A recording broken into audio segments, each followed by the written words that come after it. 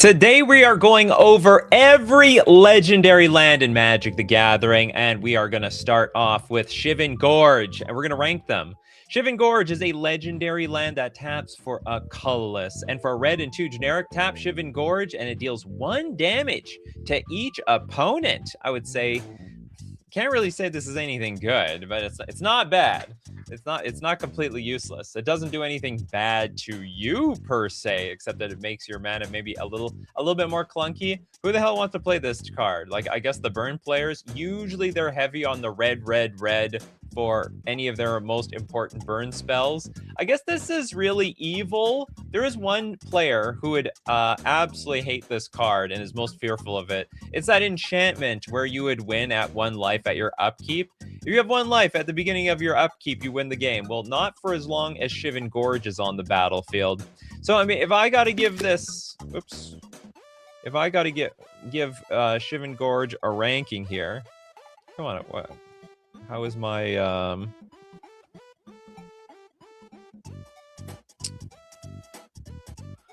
Do I got to copy images here? All of a sudden my... Oh, here we go. There we go. We got to rank these things. We're ranking on a tier list here. I got to take the pictures. The pictures are being taken.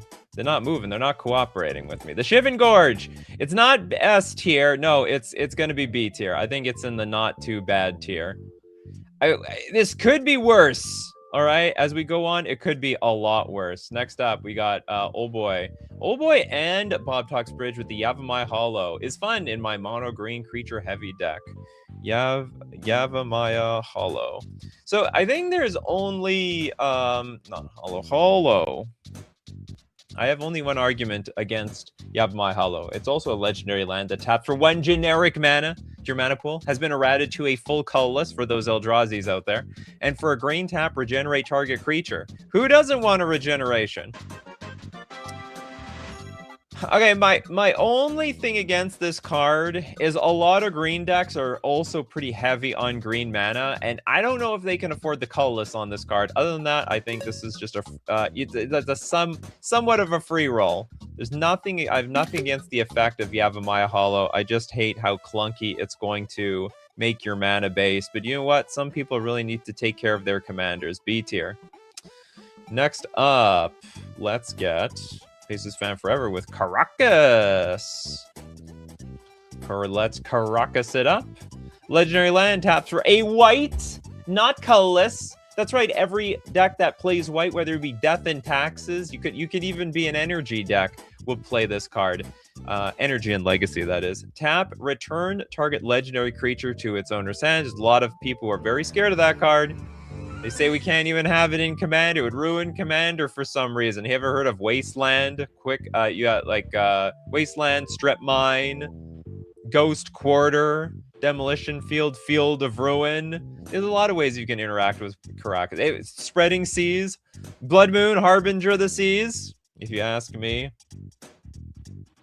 you just gotta play with more interaction. The people who don't like Caracas are on the same page of people who don't like what's called the creature that doesn't let you play your commander cards at all. Anyway, this is too much. It's too much of a free roll for a very high, powerful effect. Not to mention it can save your own commander or save your own legendary creatures. S tier. First S tier of the day. Guy getting hit by destruction that says can't be regenerated. Oh, that's I guess so. Yeah, that's possible. The Yavimaya Hollow isn't going to save you from that one. Why kill with Minambo, a school at Water's Edge? Minambo is just really good utility. So it's a legendary land, taps for a blue mana. Oh my god, like, okay, pay a blue tap, untap target legendary permanent. Do I have a history of this card? I've been playing this card for years, and I didn't even have any legendary creatures to untap with it. Hear me out. Like, there's the most common question for a lot of modern Merfolk players is why they played Minamo when they had no legendary creatures in their deck. And the main reason is you had to play around Choke. You had to play around Boil. People are playing Choke and Boil versus you. And if you have actual islands, well, then you're screwed. But if you play Minamo, it's like an island that is resistant to those cards. And you know what? If it get hit by Blood Moon, that's okay. That's okay. We can still tap that thing for mana. It's still it's basically like a waste on the battlefield. But it's got upside, okay? There's more. It actually can untap your legendary permanents. These days, it untaps my Sveloon, both in Modern and in Commander. So it definitely has that going for it. Not to mention, especially because of Commander, well, everyone wants to give their commander pseudo vigilance. But I can't say this is the most powerful effect in the game. I mean, it's good value. It's good value that's free. You know, it's almost like you got this weird island that can also untap some of your stuff over here. Have we done Phyrexian Tower? Hell no. Phyrexian Tower. By the way, Minamo is an A tier card. Phyrexian Tower, legendary land. Also taps for a colorless. All these lands tap for a colorless. Tap, sack a creature, add double black to your mana pool. That's very good value. I really have nothing else to say about this. The only problem, it's not even a big problem. If you got no creatures on the battlefield, will you still get to tap this for mana? So you're sort of free rolling on that effect. And it's sort of like a partial Dark Ritual where you can sacrifice your creatures for the greater good on the battlefield. This, you know what? I think that's powerful enough for S tier. I mean, double mana, I mean, that's borderline, it's a soul land. It's a borderline soul land. And if you're sacrificing your creatures, you know what you're doing, you know what you're sacrificing, and you're getting good value out of it. You're not going to be sacrificing your creatures to tempo yourself out. It's to ramp you up. We're going forward, not backward, but always twirling towards victory, like Pacers Fen forever, with the Tabernacle at Pendrell Vale. To be honest, this card just is going to make a lot of the other cards on this tier list look embarrassing. Probably should be in a tier of its own, like S++. Tabernacle at Pendrell Vale, not at the Pendrell Vale. Which I have, sorry, not, it's the Tabernacle, not Tabernacle at Pendrell Vale. Legendary land, all creatures have at the beginning of your upkeep. Destroy this creature unless you pay 1. Now, some downsides. This card does not tap for mana. Has to be put in a very specific deck that does not give a living crap about their own creatures or have no creatures. So you're playing a creatureless deck, mostly for control decks, like lands, I would say, was like a control/combo deck, which this is very popular in. You could also just play it because, you know, I mean, you know what? I mean, if you even talk about Commander, there are some decks that are just built around their Commander, like almost, I would say a huge chunk of people are like that. It's just their Commander and everything else, it just doesn't even matter. So if they have a Tabernacle in play, sure, they could just pay 1 for their Commander and then that's it. And that's fine and fair by them. Yeah, stacks, absolutely. Or your creatures can't be destroyed. It's like at the beginning of your upkeep, destroy this creature unless you pay 1. This is perfect for the Pox decks. I mean, it's perfect versus any deck that's playing with creatures. I mean, it's the ultimate tax. Taxing is, well, it's taxing in Magic the Gathering. S tier probably should be some tier above all the other S tier cards. I mean, it honestly makes Caracas look a little embarrassing. But it's not, do you know what? Maybe it's just S tier. Very powerful effect. You got a very narrow strategy can be thrown in. Things like Caracas and Minamo and stuff like that can be put anywhere. Next up, we have Hexenor with Inventor's Fair. God, this is such a good card too. No, it is a legendary land. At the beginning of your upkeep, if you control 3 or more artifacts, you gain a life, and then tap for a colorless, and also pay 4 tap. Sacrifice Inventor's Fair. Search a library for an artifact card, reveal it, put it into your hand, then shuffle your library. Activate this ability only if you control 3 or more artifacts. I cannot, with good conscience, put this anywhere lower than S tier. It's basically free in any artifact deck, but we're just starting off with the big bangers. This is literally free in any artifact deck. You're gaining life. You're going to tap for colorless anyway in most of those decks. But most importantly, you get to tutor for the card that you need. Whether it would be Ensnaring Bridge. I don't know how many people play Meekstone. You can look for... damn it, I can't remember. It's that artifact where you gain life equal to the number of spells you cast the turn. You can pay 50 life to throw 50 damage at somebody. Anyway, Inventor's Fair can invent any board state that you want, and tutoring directly into hand is a hell lot better than doing it on the board. And 3 or more artifacts, like, please, this is basically metalcraft. And can be done at instant speed. Sacrifice a search your library for an artifact card, put it into your hand, then shuffle. Just activate the ability only if you have 3 or more artifacts. Insane. Aetherflex Reservoir, that's what I was thinking of. Search for a free artifact like Ornithop. Now you're thinking like my brother. My brother thinks exactly like that. Lord Jexus. Urborg. The Tomb of Yawgmoth. That Urborg. Urborg, legendary land. Each land is a swamp in addition to its other land types. So this is a very nice card in that it actually can turn a lot of cards that didn't previously tap for like a colored mana into a color of mana. It turns into black mana. So if for Inventor's Fair, even the Tabernacle at Pendrell Vale, Phyrexian Tower, if you have no creatures to sacrifice to it. So it's got a lot of utility there. It has even additional utility in the fact that you don't have to tap your fetch lands to go get a land. You can save the 1 life or preserve what you want your fetch land to be in the future if you could just tap it for a swamp. Because like any land on the battlefield now gets the swamp effect. Yep, Dark Depths also gets tapped for mana, so stuff like that is a really good point, Benny's. There is a downside, though, and the downside is that you also help your opponent's mana. So if they are in desperate need of black mana, or they don't want to be tapping or cracking their fetch lands, you are supporting them. And believe me, my opponents have supported me. I like to play with Dismember in my mono blue Merfolk deck, and thanks to Urborg, I've saved a lot of life from my own Dismember.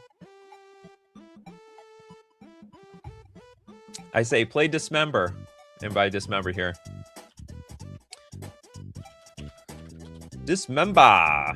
I say I play but Dismember. Like, you're taking 4 life? Nope. No, I'm not taking. I'm in fact taking nothing. And they're like, how is that? Your own Tomb of Yawgmoth. Your Urborg. So this is a very, very good card. It's sort of a free roll, but not 100%. I actually think it is somewhat in the 8. I think I'm gonna put A tier. I'm going to put an A tier just because it does help your opponents just as much for a lot of the same reasons that it helps you. Especially if they can use the black mana. It just needs to help you more than it helps them, and it'll be fine. That's a good card. It's a good card. It's just not a super it's not like it's tutoring stuff out on it's not like tutoring things out of your deck. Okay, Leon Corgi with the Boseiju. Oh my god. Are there like no bad? Is there literally like no? Oh, you want the classic one? You want the classic one? Okay, this one might not be as good, but it's still very strong. Boseiju, who shelters all, legendary land, comes to play tapped.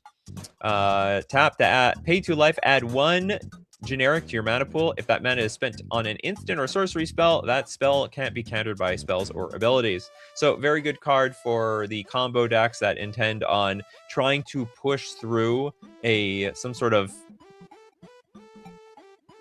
a spell, whether it be show and tell or something. So Boseiju is there. Again, what else? I believe Ad Nauseam decks used to play this against me as well, if my memory serves me correctly. Downside, it does come into play tapped. Downside, you do have to pay 2 life. If you don't have that 2 life to pay, you might be a little screwed. Or even if you do pay the 2 life, it doesn't necessarily mean that you're going to fight through. It doesn't mean you're even going to combo off if you play. Like, let's say you successfully cast show and tell. Have you won the game? Maybe not. Maybe someone's going to bounce that card. Maybe someone's going to play Venser and bounce the thing that you put into play, or even Swords to Plowshares the thing. It was a strong card out of the gate, but wouldn't get the respect it needed until later on. Well, it's still, I mean, it's a nice additional card. It's not bad. But it is not clear upside. It is definitely better if you're playing against like what's it called? Like a blue deck. Blue deck is important because it doesn't ramp you, right? You pay 2 life, but you only get 1 mana. So you need to be in the right.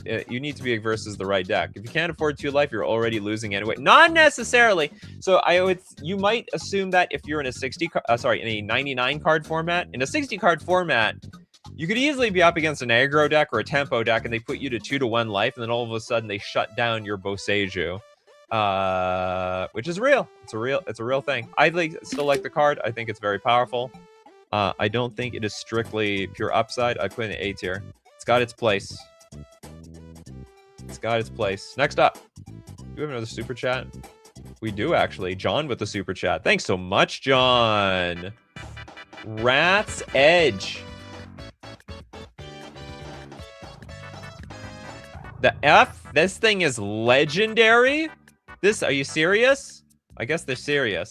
Well, we're going to take a look at it after we thank our sponsor, FusionGamingOnline.com. My favorite place to get my Magic the Gathering cards, not to mention, my Magic the Gathering cards. I don't play any other TCGs, but maybe some of you do. Maybe some of you indulge in Pokemon, Yu-Gi-Oh!, Flesh and Blood. What else do we got here? Disney Lorcana, Riftbound, and more. But the deal of the week this week is 15% off all Secret Lair singles and box sets. Take a look at that Teferi's Protection and that beautiful Karn Liberated. And it can all be yours. 15% off 15% off at FusionGamingOnline.com. But you know what? I got an additional deal for you. How about you use coupon code Nikachu at checkout? That's right. And you'll get an additional 5% off all your purchases. And of course, you support the channel, which I think, who doesn't want to support the channel? Thank you very much, everyone, for supporting at FusionGamingOnline.com.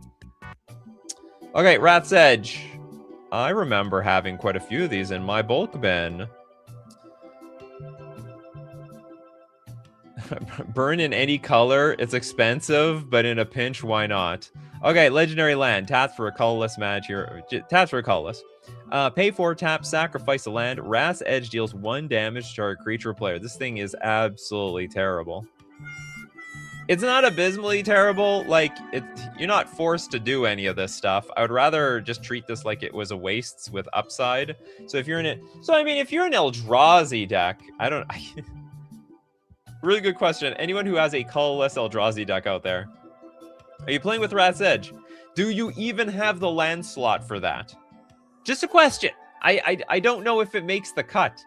It's just so narrow. Like, does that 1 damage out of somebody's, 40-point life total matter? Not to mention, you gotta sack a land for this. Rat's Edge can work a bit more now. I was about to say the, is it firebending or the earthbending? Earthbending, so you, earthbend, get a creature. So you get this creature, you can attack with it, then you can sacrifice it, and it's gonna come back. Gitrog go burr. Gitrog's already sacrificing lands. Anyway, I gotta rank this thing. I think it's garbage. I mean, it's not Titanic music garbage, but it's pretty bad. We're gonna put that in the C tier. I don't like it.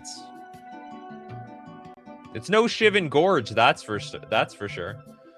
Okay, let's go Benjamin Berkey with the Tower of the Magistrates.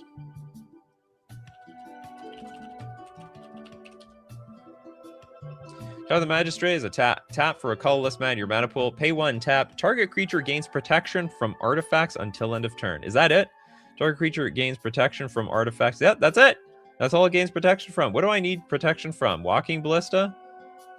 Trying to think. What other key artifact? I mean, you might be up against, what artifact are you trying to protect yourself? I don't know. It's not bad. I don't know what the I honestly don't know what the hell the upside to this thing is. So I'm just gonna put in the B tier. I don't think it's bad. Who doesn't want protection? It's just like our little regeneration card. Instead of regenerating, we get protection. Not legendary. Oh. I was so thrown up. Rat's Edge, I could swear was not legendary either, but it was legendary. Get it out of here. Benjamin Berkey. Your choice is disqualified. DQ'd. Okay, next. You're still suggesting it. Even after disqualification, you're that desperate to get this on the show. Yeah, board it to your rank. Okay, Toilet Dog, the Grey Heavens. This should be interesting. I'd never heard of it. Oh, the Great Havens. Oh, Do I not know how to spell heaven right? the Gray Havens. It's a legendary land. When it enters the battlefield, scry 1. That's good. Tap for a colorless. Well, I mean, it's already way ahead of like things like the Wrath's Edge and Tower of Magistrate. Tap, add 1 mana of any color among legendary creature cards in your graveyard. That is awkward. You know what? I don't like this type of card because I don't like playing from behind. You know what's interesting though? This is like one of the few cards that you get to scry and it comes into play untapped. It's like there's a lot of other scry, but at the same time you can't search it out. That's a downside. So the advantage of the scry lands is that they might come into play tap, but you can search them out at end of turn with fetch lands. You can't search this thing out with fetch lands. I think it's okay. You know what? I think it's worse than okay. I'm gonna put in the C tier. I think it's just mostly a colorless land. I don't like playing from behind. I don't like cards that are like, okay, you have to be behind in order to make this work. I mean, sure, you might have milled some of these cards into your graveyard, but you only scryed, you didn't surveil. That's right, actually, this is scry, not surveil. So you don't even have the opportunity to put the card in your graveyard to help, like, beef this thing up. Could just entomb a legendary 5-color creature. That sounds great. But if you have the power to do that, I don't think you need the mana. Gillum, the God's Eye. What is this? God's Eye Gate to Reikai? What? Okay, God's Eye Gate to Reikai. Reiki? I'm definitely mispronouncing this. A legendary land taps for a 1 colorless. When God's Eye Gate to the Reikai is put into a graveyard from play, put up 1/1 colorless spirit creature token. Okay, this is almost Titanic levels. This is literally just... It's a wastes with upside, I'll give you that. But I mean, this thing is bad. It's like, you want your land to be destroyed? Are you doing it on purpose yourself? You know what? I don't like that. It's literally just a waste. D tier. Just play wastes. That's it. It's as simple as that. Just play wastes. Okay, next, we got a super chat here from another one from Pacers Fan Forever. Thanks so much, Pacers. Oboro. Palace of the Clouds. Great and Mill. You know what? I mean, we mean Great and Mill. What the hell are you talking about? Great in Mill? I don't get it. Do you know? Do you know what you're talking about here? How is this good in Mill? Oh, are you talking? Oh, you're talking about? Oh, with the crabs. So I was supposed to say this is best in landfall decks, which to an extent is also good with the crabs. You're talking about like Ruin Crab.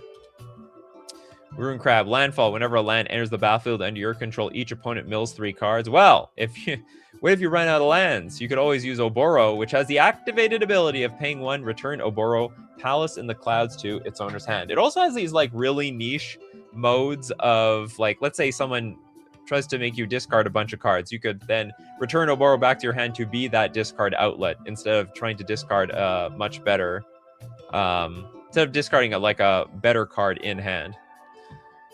I remember when Oboro used to be 1 USD at launch. I don't remember that, but I do remember when it was a lot cheaper. And it's actually been reprinted just like once, right? It's been reprinted to, it wasn't even that big of a reprint, if I understand correctly. I'm surprised that actually it's still so cheap. There's just not that many copies, but I guess it's less, like the utility just isn't there compared to Manamo. It's just not the same. It's not the same world. So I'm going to put in the B tier. It's not bad, but like, it's nothing bonkers amazing. Well, maybe I should actually, you know what? I think in the minds of a landfall deck, it actually has a lot of utility. Okay, I should put it into A tier. Unfortunately, those landfall decks have to be at least Simic and Commander, or it ain't going to work. Okay, Archangel with Abstergo Entertainment. What the hell? The hell land is this? Okay, it is legendary. I have to confirm now that it's legendary. Can't have any more Tower of Magistrate cards here. Taps for colorless. Pay 1, tap, add 1 mana of any color. So we have clear, easy, clean mana filtering. And pay 3, tap, exile, Abstergo Entertainment. Return up to 1 target historic card from your graveyard to your hand, then exile all graveyards. Interesting. I like that. I like that a lot. So it's a way, it's like its regrowth, and also its graveyard hate all locked into a land. Or for the cost of sacrificing this land, return up to 1 target historic card from your graveyard. And you know, like, why wouldn't you want, like, basically you can bring back artifacts, legendary sagas. This is cool. This is really real. I never heard of this thing. It's from Assassin's Creed. This really slipped by. I think this card is sick. I'm giving it B tier. Like, it can play, it's not super offense, but it's like really disruptive. I mean, the people use their graveyards all the time. I think if you look at this just as graveyard hate by itself, it's quite strong. And then on top of that, you get like a little bit of regrowth action. I think it's like, I like that. Kind of expensive activation cost. You know what? It is only if you're playing at sorcery speed, but you don't have to do it at sorcery speed. You can do it at instant speed. So, like, you can wait for your opponent to make a move with their graveyard, and then crack the damn thing. Do flip and transform cards count? Yes, I'll count it. I won't look at the front side, but I'll look at the back side.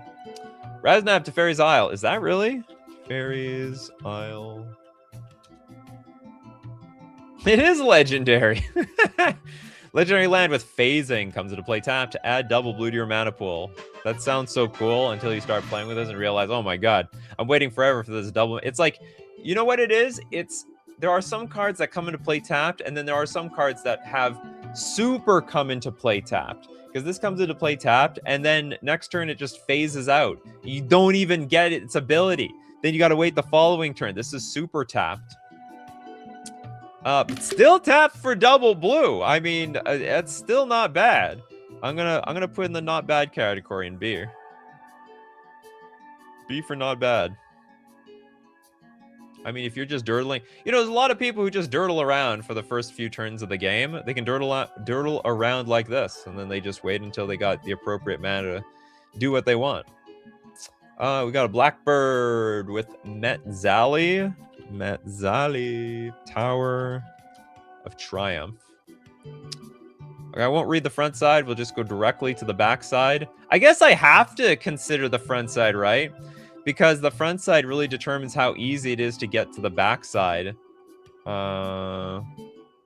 When Path enters, it deals 1 damage to each creature that doesn't have First Strike, Double Strike, Vigilance, or Haste. Whenever you attack with at least 2 creatures that have First Strike, Double Strike, Vigilance, and or Haste, transform Path of Metal. Well, that's not too hard.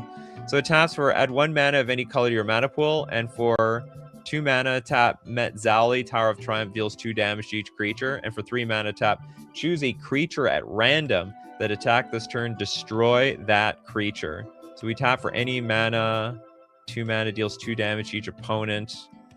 Choose a creature at random that attack this turn, destroy that creature. I don't like that, to be honest. This card is too random. Way too random. A random... I mean, if it's 1 creature, then you get, like, you 100% will kill the creature that's attacking you this turn, but that's it. There's no other way around it. I don't like this card, to be honest. Oops. B tier or C tier? B tier or C tier? So it has to be knocked down a peg because you have to put the effort to get this thing in play. Okay, I'm gonna put in the C tier. Not really a fan of flipping into this thing. A little too much work. Phil Goad wants an easy S tier. Tolarian Academy. Some people have YouTube channels named after this card. It's so powerful. A legendary land. Tap for add a blue to your mana pool for each artifact you control. This is the 1-turn card killer. It's very easy. I shouldn't say it's very easy, but I mean, if there is a land in the game that can enable turn 1 kills, it's Tolarian Academy. You wouldn't think that's coming out of the blue deck, but it is.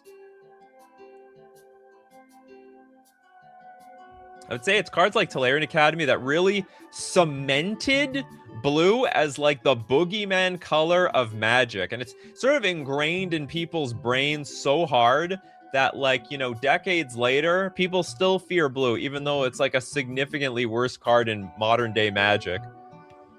Strip mine on site. If you're allowed to do it, it might be too late. Is it the best land in the game? Really good question. It probably. You know what? It's a good contender for best land ever. Tolarian Academy got a non-legendary remake in Edge of Eternities, and it doesn't see much play. Well, it's not like the original. The original, it was just pure gas. You put artifacts in play, you tap immediately for blue mana. It's probably in a tier above Tabernacle at Pendrell Vale. S tier, easily S tier.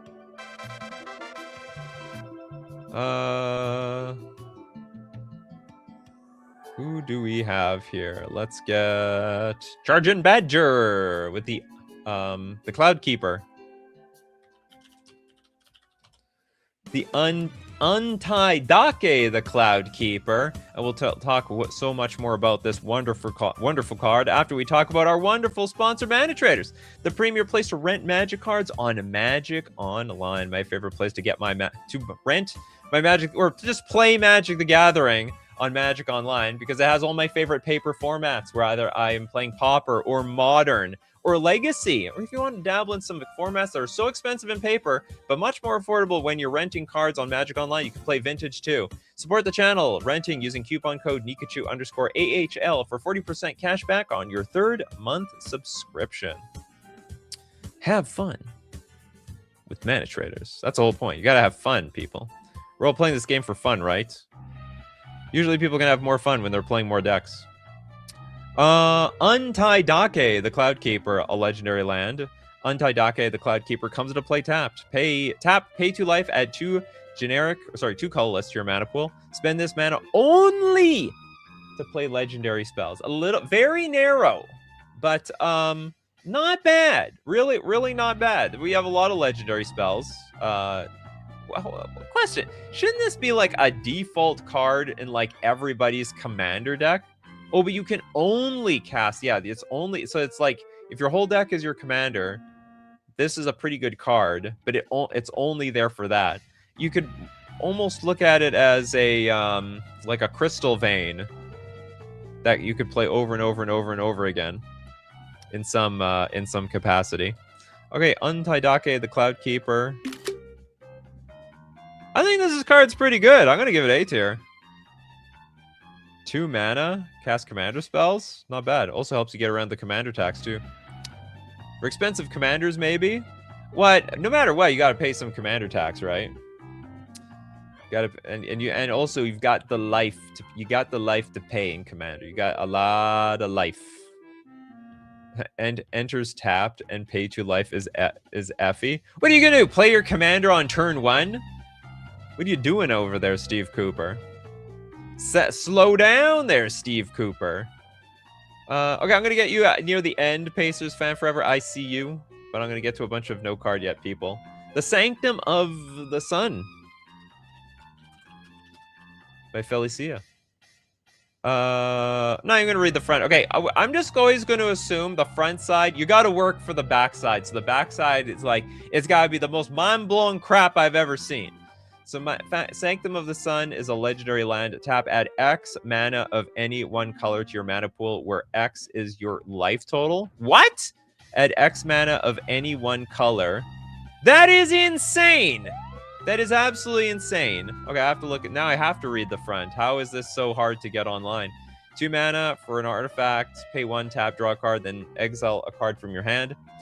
If cards with 5 or more different converted mana costs are exiled with Azor's Gateway, you gain 5 life. Untap Azor's Gateway and transform it. Like, this is so insanely broken. If I just took it on, like, face value. Okay, you know what? I might as well. Like, I don't think this card is very good, because activating that 5 times seems impossible. But, like, holy moly! Equal to your life total. A danger. Really, a danger. Okay, Benjamin wants some redemption. This better be a legendary card, Benjamin. You know, in my mind, I was like, I'm gonna put you last on this show. Keldon Necropolis. Oh, you saved yourself. You have redemption. It taps for 1 colorless mana in your mana pool. Pay 5, tap, sacrifice a creature. Keldon Necropolis deals 2 damage to target creature or play. It's basically another Rat's Edge. It's a Rat's Edge level card. I think it's okay. You know, it's okay. It's one of those not bad cards. Okay, so you know what? I'm not gonna even say it's worse than Rat's Edge because you at least deal 2 damage. Maybe I do. Let's reread this. Sack a creature, deal 2 damage to our creature or player. You know what? You know what? I think I talked myself into it. It is a C tier level card. This is Rat's Edge all over the place. It's got rats. If I say Rat's Edge is C tier, then this one has to be there. It's C tier too. Okay, sack outlet. It's a 5-mana sack outlet. That seems like a pretty slow sack outlet. Voltland with Mount Doom.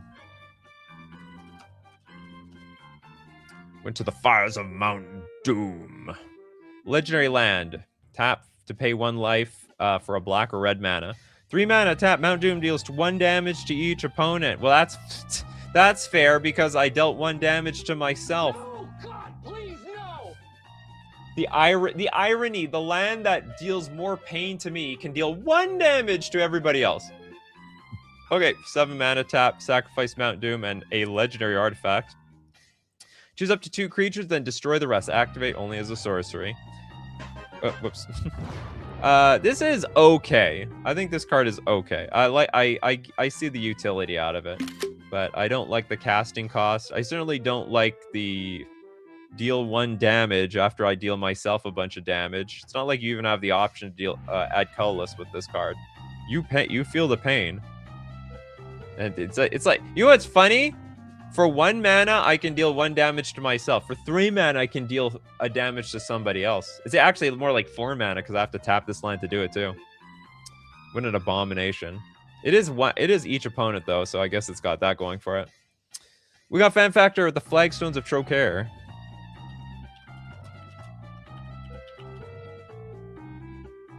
This is a super popular utility land. Legendary land, taps for a white. Does not come to play tapped. That's actually a huge bonus in this world. When Flagstones of Trocaire is put into a graveyard from the battlefield, you can search your library for a plains card, put it onto the battlefield, tap, then shuffle your library. Usually this is just like a means of, there's like a card that will be like you Ghost Quarter yourself.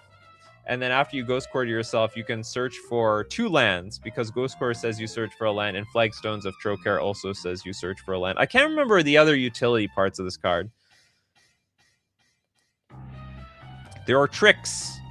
There are tricksy things you can do with Flagstones. It's okay. It's okay. It's like a play. It's like a playable until end of time. Until end of time. B tier. Honestly, it's like a solid staple, but very low upside thing.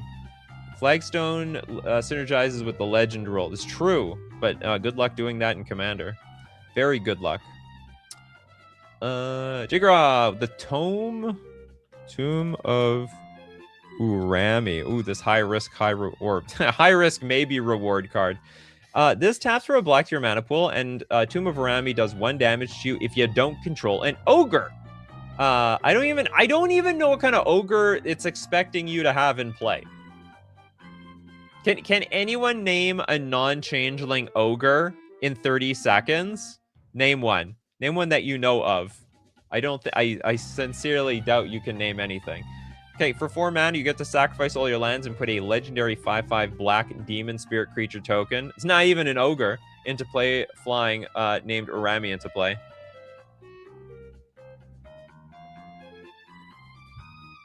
That's actually the Heartless Hidetsugu. Steve Cooper wins that one. That's not bad. It's not bad. Ooh, Rorik Thar is actually not bad either. Okay, that's also a good call. Steve Cooper was really fast on the draw. I don't think Tomb of Urami is like worthless. I like the upside. Like if you have nothing else to do, just go all in kamikaze on this 5/5. But I mean the cost is enormous. I'm gonna put it in the C tier. It's like high risk, very low reward. Super high risk, very low reward. Kano, have we done Gemstone? Ooh, we haven't done Gemstone Caverns. The Gemstone. Ooh, Gemstone. Oh, sorry, it's Gemstone Cavern. Gemstone Caverns. Legendary land. I love the art on this card. I don't like any of the new arts at all. Look at this. Look what they've done. I don't like space stuff for the most part. This was a really cool land. If anything, this should have been also this could have been Cavern of Souls art. Anyway, the Gemstone Caverns, if it's in your opening hand and you're not the starting player, you may begin the game with Gemstone Caverns on the battlefield with a luck counter. If you do, exile card from your hand. And otherwise, you just tap to add a colorless.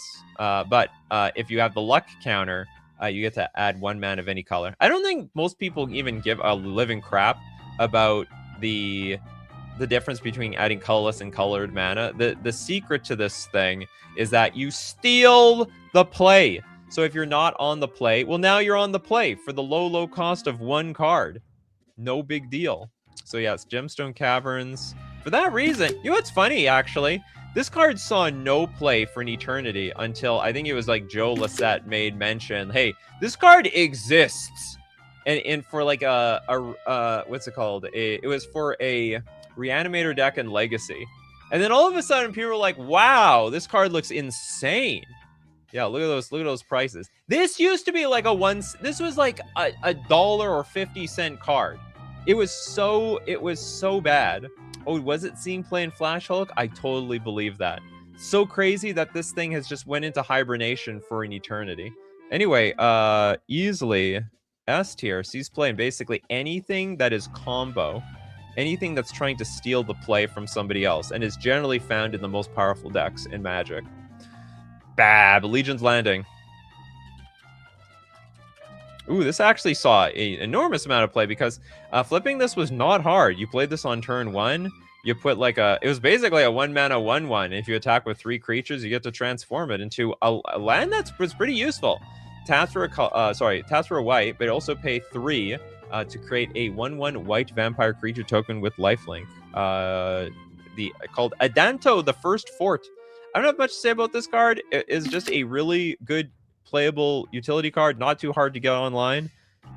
Maybe not the most powerful card of all time, but very, very useful utility and was very popular B tier. Raznab says, I used it back when I played Modern Ad Nauseam Storm. That's right. Maybe I'll get to Pacers Fan Forever's super chat. Let's get to you quickly here. The Vault of Catlacan. What is this? Vault of Kitty Cat. Screw that front side. F it. We have the Vault of Catlacan, a legendary land. Add 1 mana of any color to your mana pool, or add a blue to your mana pool for each artifact you control. Now, there is the downside, though. It can't be played turn 1. Impossible. When can it be played? Wow, it can't even be played till... So it's basically, at best... So it's at best a turn 4 Tolarian Academy. Is that... I don't even think that is all that fair. To be brutally honest. It could be more fair. I would say that is an A tier level card. Turn 4 Tolarian Academy is still turn 4 Tolarian Academy. Yes, screw the front side. The front side is important too. Wait, well, I guess it implies that you already have like a bunch of artifacts in play. More of a payoff than an enabler. It's all good. Mercenary with Corehaven. Oh yeah, this old card. Tap to add a colorless to your mana pool, and for 2 mana, prevent all combat damage that would be dealt by target attacking creature this turn. Hold on! Whoa! Is this just Maze of Ith? Prevent all combat damage that would be dealt by target attacking creature this turn, but not by blocking creature. So if someone attacks, and then... Because Maze of Ith, I believe, is worded like, prevent all damage that would be dealt to and dealt by a creature, but this one is just like, prevent all the damage the attacking creature does, but then you can like gang up on it with all your other creatures and actually kill it. This card's great! I think this card's very, very good. Could be better than Maze of Ith in certain circumstances. I guess the difference is you could also Maze of Ith your own creature to give it protection. I like this card though. A tier. Corehaven was used heavily in the SCG San Jose Open by Danny Chan. Danny Chan to teach Luis Scott Vargas a brutal lesson in Game 2 to eventually deck LSV out. Maze of Ith, it doesn't have a color cost, does it? It doesn't, actually. So it's easier to cast, but, like, I mean, so Carhaven is harder to cast, but the upside, bigger upside. As long as you're not looking for insurance on your own attackers. Rin, Boulder's Gate.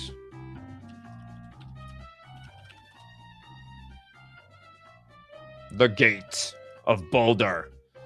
Tap for a colorless. Pay 2, tap, add X, a mana of any one color, where X is the number of other gates you control. So the only problem is you got to play this in a gate deck, and gate decks, they suck. They're just terrible. I mean, I don't care if you're playing with Maze's End. Was it Maze's End? I believe it's Maze's End.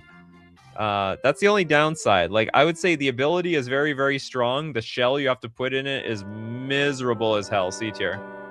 It's the only downside here. Yeah, gate synergy.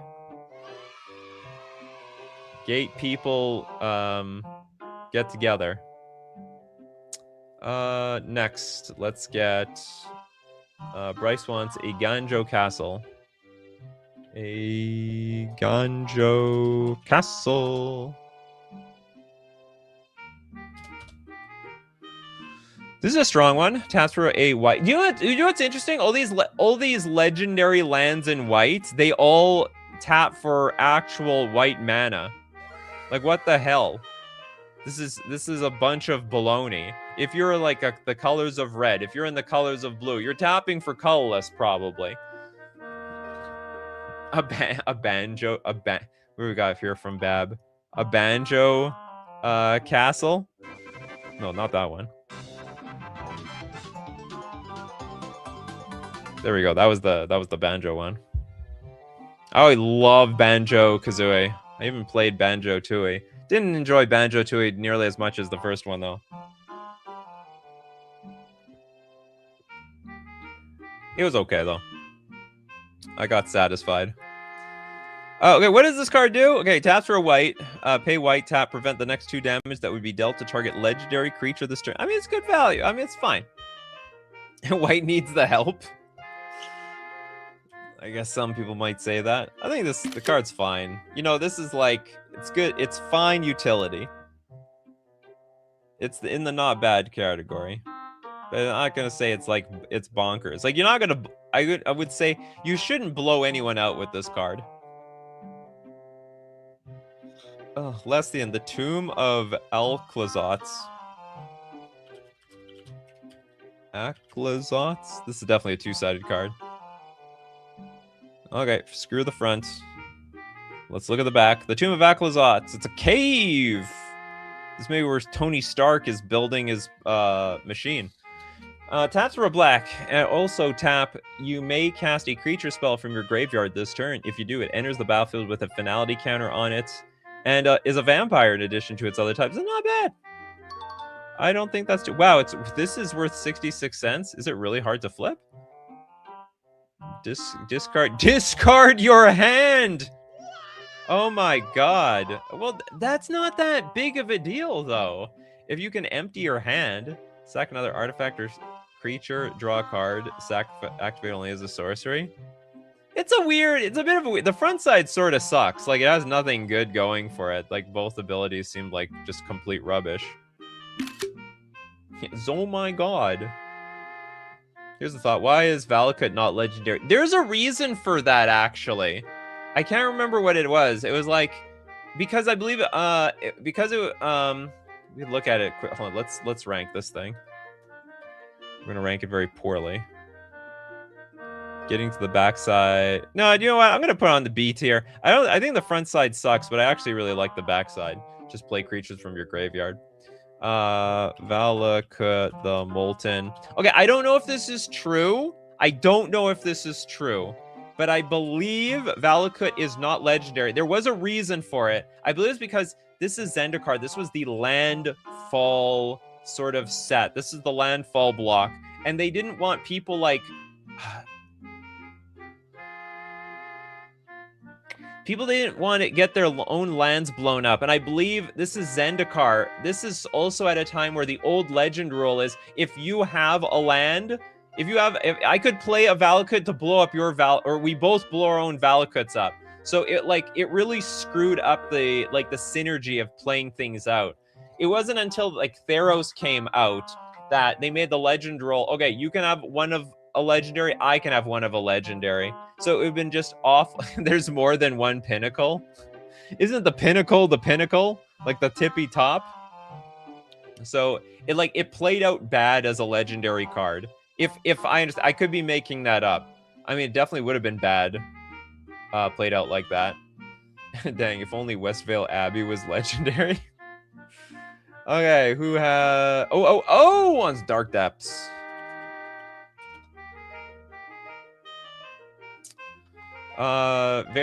Very suspicious card. Who knows what's in the depths? Legendary Snowland. Enters the battlefield with 10 ice counters on it. Pay 3, remove an ice counter from Dark Depths.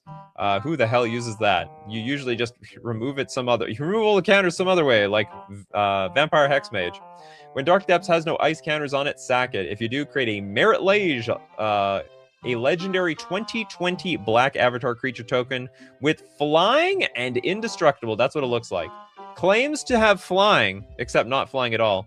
Who would win? Oh, I guess this guy wins in a fight between Emrakul.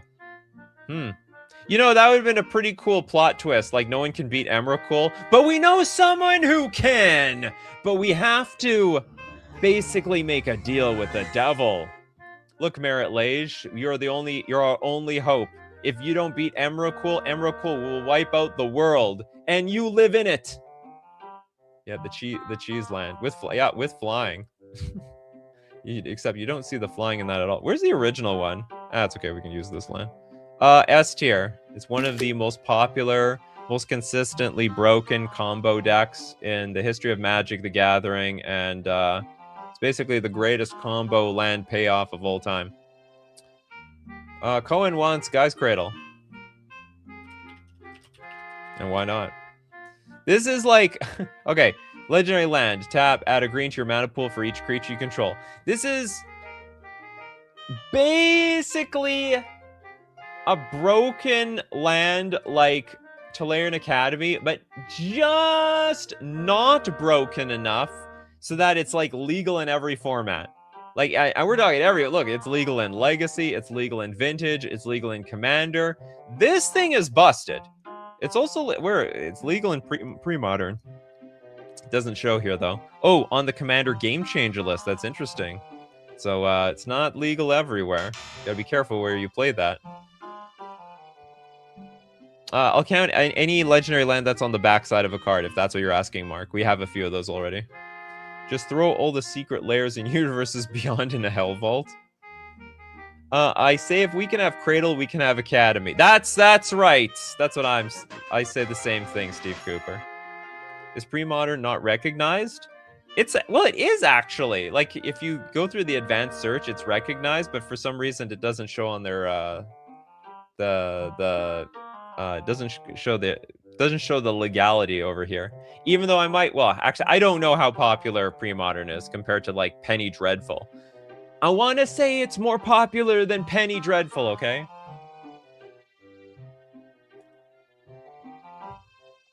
Okay, great. Guys, Cradle, though, obviously busted. Very strong. But just weak enough that it's not Tolarian Academy strong. S tier. We got Kagan. One. Haven Go Laboratory. What? Haven? Getting bit by a mosquito. Haven Go Laboratory. I saw my first mosquito today. I'm very angry. Very, very, very angry. I hate mosquitoes. I come from the land of the mosquito.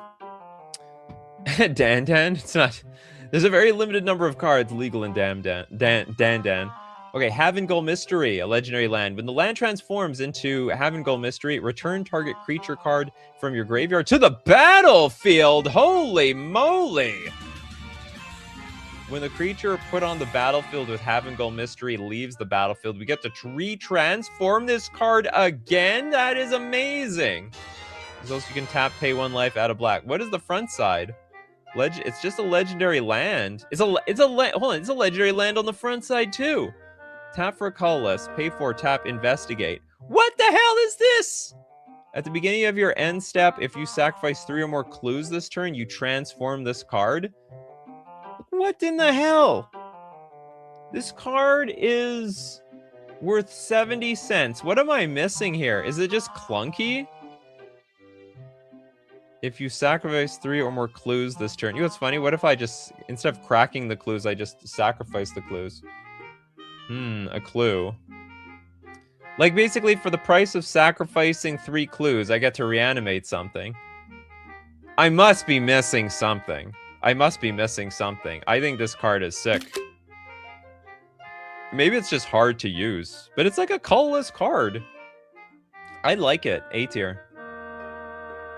I like it a lot. 10 mana to flip it effectively. What if we sacrifice the artifact some other way? Like it was a sack outlet. Think about it. Also, if you're in a colorless deck, 10 mana is not a lot of mana. Although I guess if you're in an artifact deck, you might not be in a reanimator deck. That might be the problem with this card. I still like it. The Master, not 2, with Barracks of the 1,000. Okay, it transforms into the Barracks of the 1,000. It's a legendary artifact land. Tap for a white. Of course! Was this a white card? Of course! I'm noticing a pattern here. All the white cards tap for a white. Whenever you cast an artifact or creature spell using mana produced by Barracks of the 1,000, create a white gnome soldier artifact creature token with this creature's power and toughness are each equal to the number of artifacts and or creatures you control. Whenever you cast an artifact or creature spell using mana, we get a creature that's like it. Power and toughness are each equal to the number of artifacts. Oh, cool. Okay, so we are casting artifacts or creatures. We create a creature at the same time. We get a 2-for-1 deal. It's not bad. It's not bad, actually. The only downside is you have to flip the card. I would actually put this in B tier. I think it's worth the effort. You get like, it's sort of like a Karnstruct, sort of. That's how it sort of read. Thank you very much. Why kill? I do my best. Wasn't my idea. It was the community's idea for the most part. Menose Academy Runes. Sorry, Ruins. I keep calling it Academy Runes. There's no runes to this at all. It is the Ruined. It's probably like the city of Atlantis.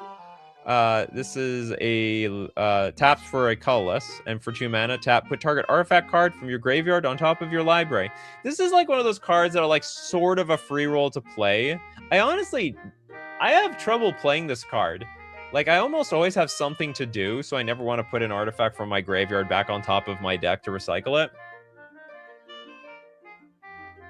Maybe that's me. Other decks might be, like, running out of gas really quickly. But, I mean, it's a good card. It's, like, one of the more stronger things that you could be free-rolling off of when you put in your deck. I put this in the... Honestly, I don't love this card, but it's a good card. B tier. It's like one of those like good, useful utility cards. Maybe it's an A tier level card. It's close. It's close. I'm like, I put Corehaven here. I might as well put Academy Runes. It's the City of Academy. Welcome to the City of Academy. Oh, we have Archangel New with a super chat. Welcome to Jurassic Park.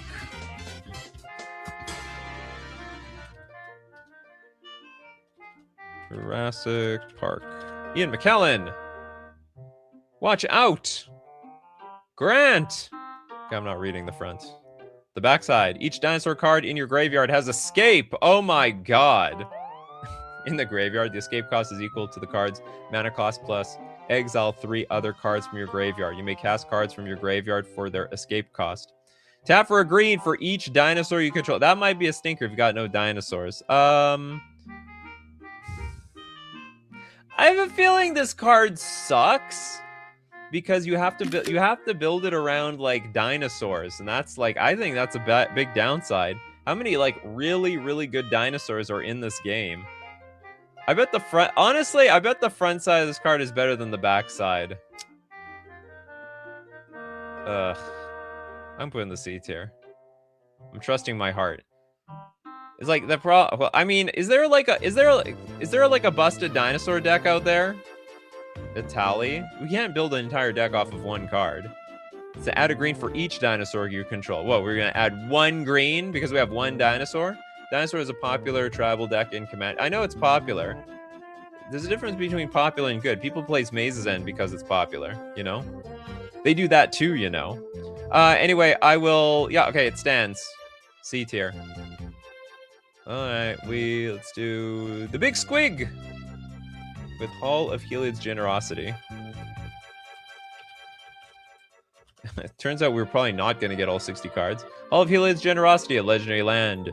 Tap for colorless. And for 2 mana, tap, put target enchantment card from your graveyard on top of your library. I think it's in the... I won't spend too much time on this one. It's pretty much in the same power level as Academy Runes, but weaker. Just because there's more niche. There's less enchantments to go get. Get Rhystic Study in your Azorius deck. Rhystic Study. Okay, again, thanks so much for your super chat. Now, the ones I have to dono for, the Heron... What's the Heron Moon? And for each super chat you give, Kagan...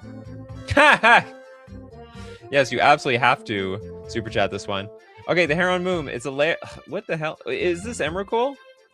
It is. It's sort of cute. It's like a big squid hugging a rice ball or something.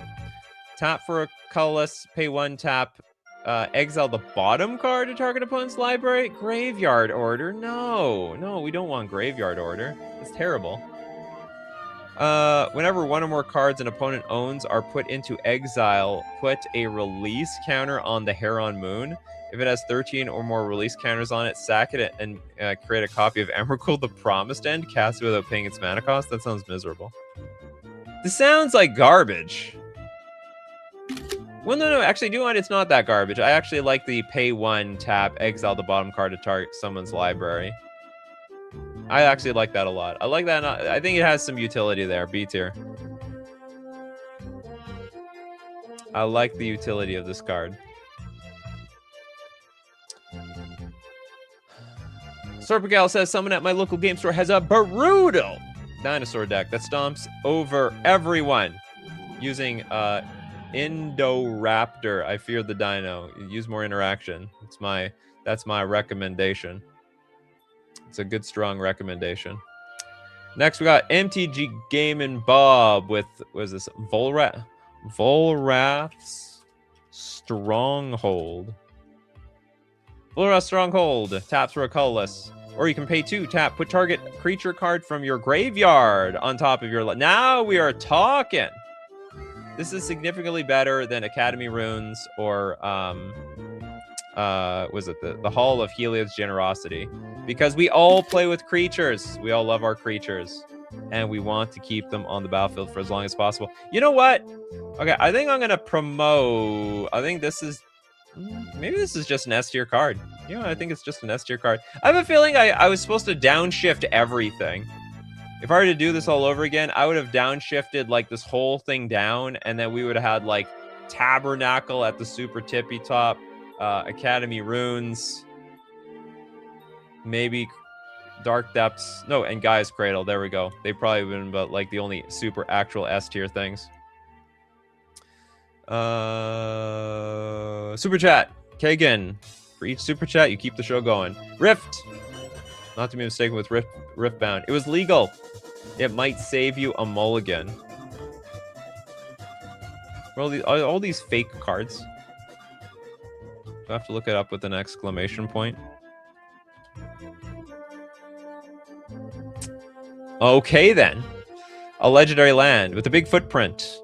Before drawing your hand, you may start the game with card name in your opening hand. If you do, draw 1 fewer cards. Card name enters the battlefield tap. Oh, you're guaranteeing yourself a land in your opening hand, and it's a waste. This is actually the most powerful waste in the game, probably. Yeah, so basically you draw a 6-card hand instead of 7, but you definitely have a land. You could definitely be a little bit or a lot more greedy with your deck building. So play it. Actually, it's a good question. How many few lands could you play in a deck while playing this thing? Maybe you could cut, like, depending on the deck, you could cut like 4 to 5 lands. put more spells because you just opt to have Rift in your opening hand. Pretty cool. Vec with Nykthos. Shrine to Nyx. Yeah, I used to play quite a bit with this card.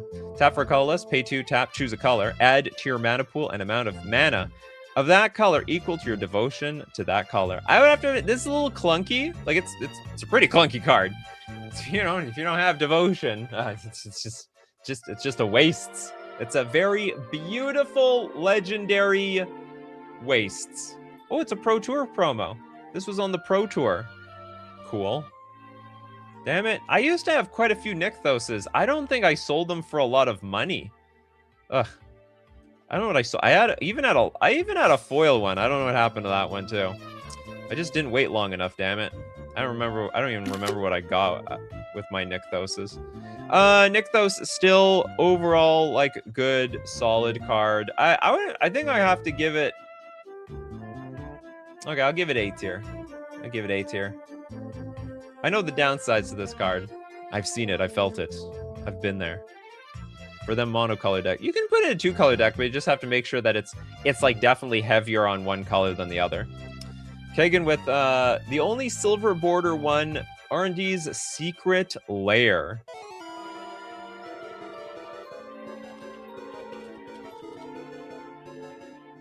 The silver border card. Play cards as written. Ignore all errata. Tap. Add one to your mana pool. I have no idea how you abuse this. Can anyone like give me like one example? Like what would you do with this card? Like a lot of the erratas are mostly big goofs for the most part. I guess you could downgrade other people's decks because they could like this card probably has only it's not so much making an upside for your deck. It could be just exclusively creating like all this downside for your opponents. Ruck Egg. I don't think that's good enough. Gorgon says, please do a ranking of best discard payoffs, asking for a friend who is definitely not a Madness player. I don't know if we haven't done it before, maybe we could do it. Wheel of Potential draws your deck with this. Wheel of Fortune deck says both players, so EDH politics. Oh, interesting. Okay, let's look at Wheel of Fortune, like the OGs. Oh, no, this is Wheel of Misfortune. Wheel of Fortune. Let's go. Oh, both players must discard their hands and draw 7 new cards. Okay. Interesting. I still think like it's mostly jank. Like this is more jank than anything. I'm probably gonna give it D tier. I don't see any serious upside. This is just a BS around. This is the BS around tier, and there's a lot of BS. I smell a lot of BS. Okay, who has no card? Someone 2-4C wants Rivendell. Rivendell. I never got to play with this card. Legendary land, when Rivendell enters the battlefield tapped. Sorry, it enters the battlefield tapped unless you control a legendary creature. No problem. Tapped out of blue. And for 2 mana, tap Scry 2. Activate only if you control a legendary creature. So, you gotta have that creature in play. You don't have that creature in play. This is mostly a land that just comes into play tapped. You don't do crap with it. And I would also argue, spending your mana just to scry 2 is a bit awkward. It's fine. It's fine. You have, you can play with Castle Vantress that doesn't have any of these downsides, and I don't think it's legendary either. And Castle Vantress says you pay 4 mana, but you don't have the downside of this nonsense in this card. I would say this is okay. It's fine. Put in the B tier. Maybe the fact that it comes to play tapped is pretty crappy. You know what? I talked myself into it. C tier. I think it's coming to play tapped too often, and then if I'm playing it right after I play, say, my commander, I doubt scrying is the first thing I even want to do. Is this not a legal card? It's a very legal card. Oh, you're like, why is it not legal in Standard when a bunch of other Lord of the Rings cards are? I believe it was it came from a different set. Or actually, no, Lord of the Rings is old. I think it's super old. Sort of a draft card since there's a lot of oh, yeah, that's right. You a lot of legends in the in that thing. Okay, okay, let's quickly get a few more bennies. Hall of the Bandit Lord. Everyone seems to be having fun. Comes to play tap, pay 3 life, add 1 generic to your mana pool. If that mana is spent to cast a creature spell, it has haste. This card is actually quite good, but it's very narrow. Okay, but it's good. Oh, actually, do you know what? Maybe it's less narrow. I don't know how people play with this card in Commander. I gotta shrink myself. I'm gonna be shrinky.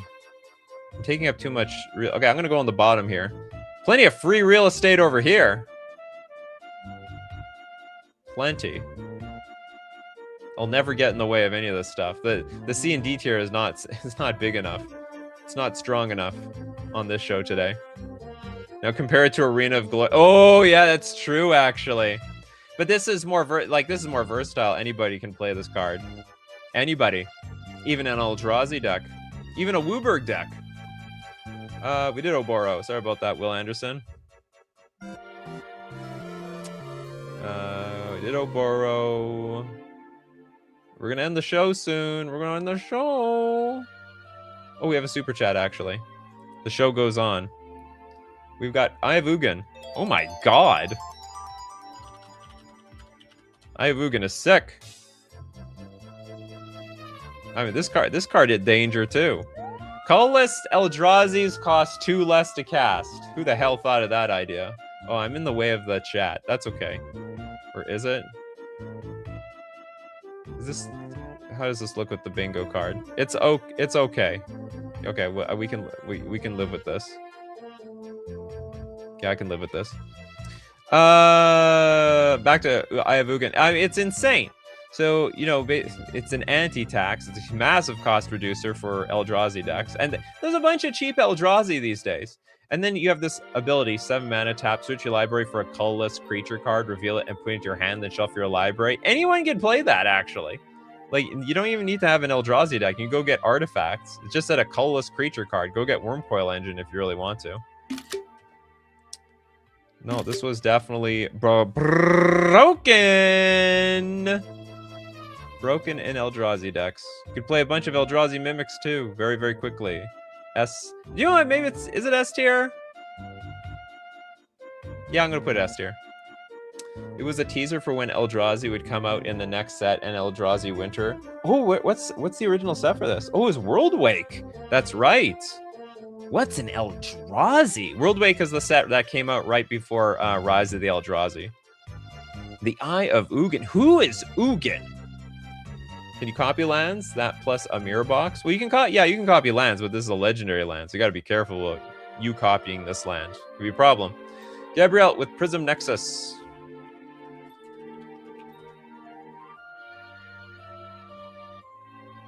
Is that the card? Prism... Was it a Nexus? Something Nexus? Was there something called Prism? Planar Nexus. I bet that's what you're... But it's not a legendary land. Must be legendary.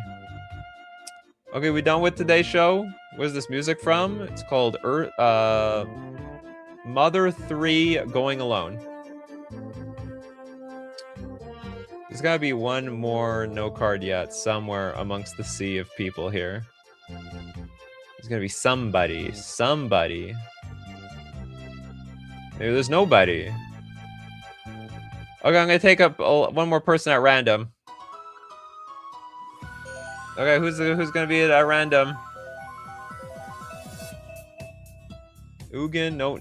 Next person after that was Mercenary. Shinka, Blood-Soaked Keep.